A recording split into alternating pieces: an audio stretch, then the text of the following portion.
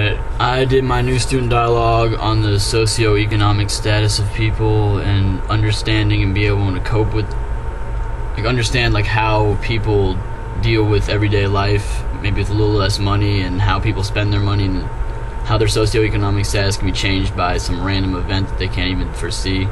Like, for instance, we played this game where all random series of events would happen, get money from relatives, go win lottery, some form of luck would allow you to get money, and then you'd have some natural disaster, something that caused you to lose money that's beyond your control. And so that's why some people are necessarily not as good as others. And then also affecting socioeconomic status is like where you live, crime there, job opportunity, housing, crime, all that good stuff. And basically what you get out of it is that people are people no matter what, and everybody has a story pretty much, so you never know why somebody might live a lifestyle they do that's not exactly up to standards as yours, because you live in a nice house and they might live in something shabbier.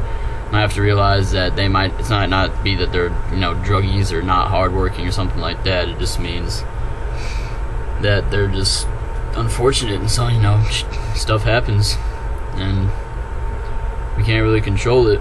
But I know for me personally, I'm pretty happy with where I'm at. I mean, I'm not exactly swimming in cash, but I'm not doing horribly either. So I mean, you gotta take that in consideration, that some people might not be doing as well off as you, but not for the most part. People are just people. And what else did we talk about?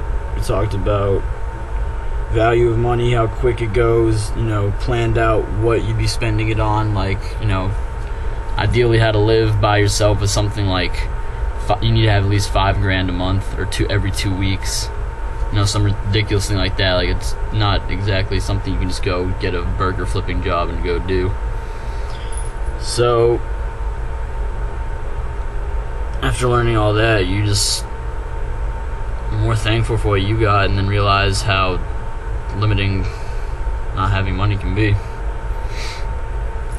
I mean, I know I have friends of mine too that, good people, good working kids, nothing wrong with them, but, parents messed up, or one parent's not present, or some business deal goes bad, something happens, and then next thing you know, you're out on the poorhouse.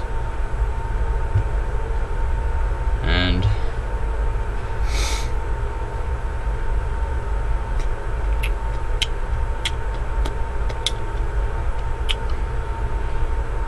we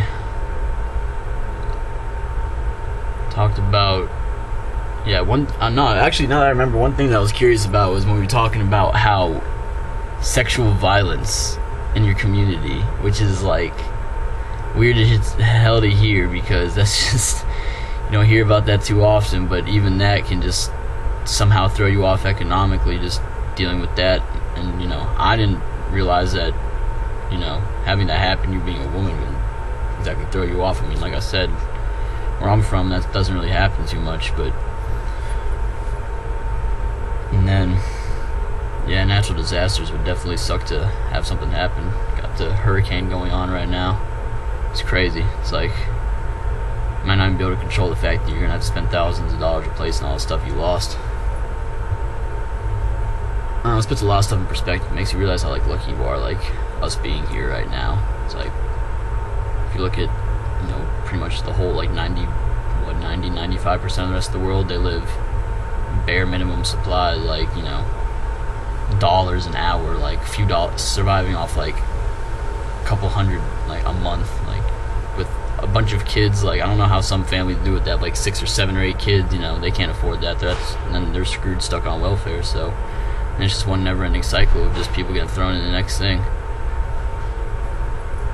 So I don't know.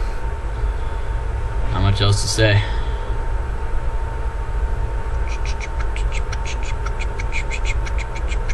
I don't really know how long it's been. It's been 5 minutes.